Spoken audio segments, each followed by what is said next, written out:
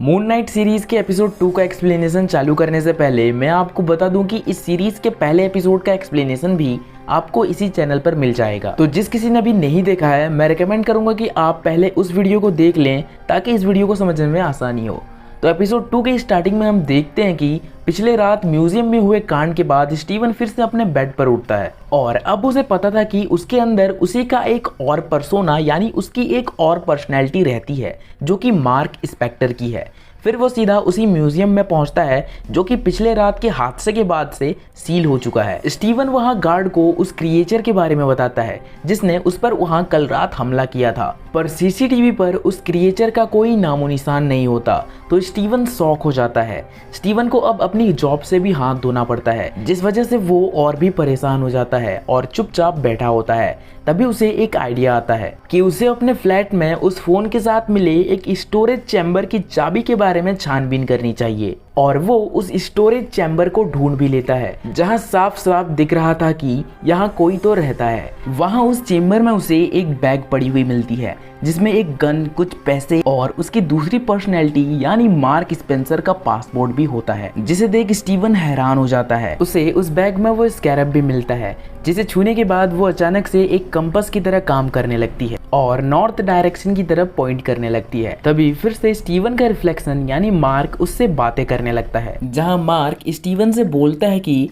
तुम काफी खतरे में पड़ने वाले हो, इसलिए तुम अपना कंट्रोल मुझे दे दो ताकि मैं जल्द से जल्द अपना काम खत्म कर पाऊं। पर स्टीवन यहाँ नहीं मानता और एरिक से पूछने लगता है कि आखिर तुम हो कौन। तो एरिक बताता है कि वो उसी का ही एक पर्सनैलिटी है जो कि अब खोंसू के लिए काम करता है, उसका एक अवतार है और खोंसू यानी इजिप्शियन मून गॉड जो भी उससे बोलता है वो उसे करना पड़ता है। पर इन सब बातों को स्टीवन नकार देता है और उस बैग में मिले गन और पैसों को पुलिस के हवाले करने वहां से भागने लगता है, जहां उसे फिर से खोंसू खुद रोकने की कोशिश करता है, जिसे देख स्टीवन काफी डर जाता है और वहां से चिल्लाते हुए भागने लगता है और उसे एक लड़की लिफ्ट दे देती है जो कि और कोई नहीं बल्कि वही फोन वाली लड़की लायला होती है। यही हमें पता चलता है कि लायला स्टीवन की दूसरी पर्सनैलिटी मार्क की पत्नी है और वो कई महीनों से मार्क को ढूंढ रही है। पर स्टीवन लायला से बोलता है कि वो मार्क नहीं है, पर लायला समझते है कि वो स्टीवन बनने का नाटक कर रहा है। ये दोनों अब स्टीवन के फ्लैट में आ जाते हैं जहाँ स्टीवन की हरकतों के चलते लायला को भी लगने लगता है कि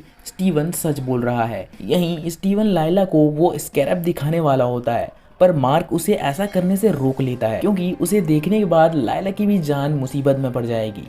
पर लायला जबरदस्ती उसे देख ही लेती है और यहीं हमें पता चलता है कि एरिक और लायला दोनों ने मिलकर इस स्कैरब को पाने के लिए लड़ा था और इस स्कैरब का मेन काम अमिट की मूर्ति की तरफ रास्ता दिखाना है। अमिट की मूर्ति के बारे में मैं आपको थोड़ी देर में बताता हूँ। फिलहाल लायला स्कैरब को मार्क यानी स्टीवन के पास देखकर काफी गुस्सा हो जाती है क्योंकि उसे लगता है कि मार्क ये सब नाटक इसीलिए कर रहा है क्योंकि उसे स्कैरब अकेले चाहिए। पर स्टीवन बोलता है कि मैं मार्क नहीं हूँ, तुम चाहो तो इसे अपने पास रख सकती हो। तभी वहाँ दो पुलिस वाले आ जाते हैं स्टीवन से उस म्यूजियम में हुए कांड के बारे में पूछताछ करने और ये दोनों पुलिस वाले जबरदस्ती ही स्टीवन के घर में घुस जाते हैं। पर लायला उस गन और कैश से भरे बैग को लिए छिप जाती है, लेकिन वो मार्क के पासवर्ड को लेना भूल जाती है, जिस वजह से इन दोनों पुलिस वालों को स्टीवन पर शक हो जाता है और ये दोनों स्टीवन को हथकड़ी लगाकर कहीं ले जाने लगते हैं।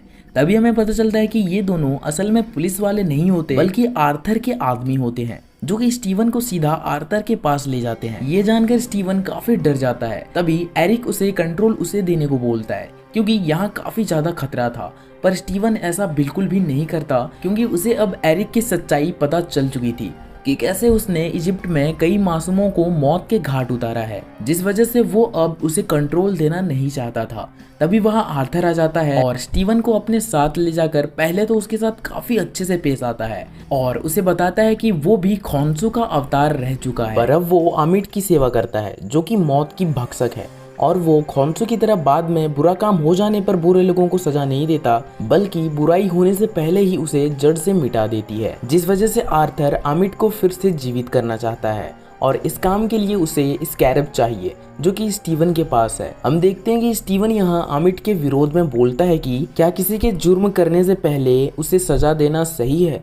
तभी आर्थर अपने उस छड़ी के बारे में बताता है कि ये उससे मिलता है जो कि अमिट का पहला अवतार बनता है। यानी जिस तरह मार्क यानी स्टीवन खॉन्सू का एक अवतार है, ठीक उसी तरह आर्थर भी अमिट का पहला अवतार है। और इस छड़ी में अमिट की दी हुई हल्की सी शक्तियां भी हैं। आर्थर स्टीवन को अब उस स्कैरब को उसके हवाले करने को बोलता है, पर स्टीवन के पास तो वो स्कैरब था ही नहीं।